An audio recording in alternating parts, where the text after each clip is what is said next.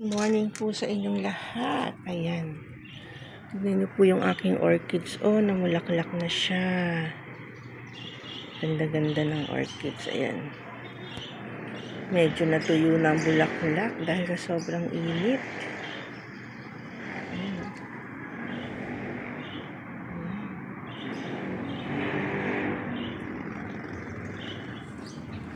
After 5 years na mulaklak din siya. Ang isa pang orchids. Ayan. Ito ang aking mga halaman dito. Sobrang init. Tignan niyo po, oh. Kailangan talaga 2 beses ka magdilig.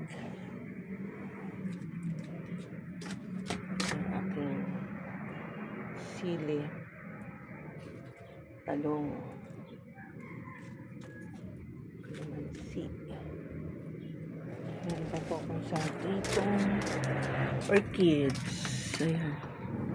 Ito po siya namulaklak.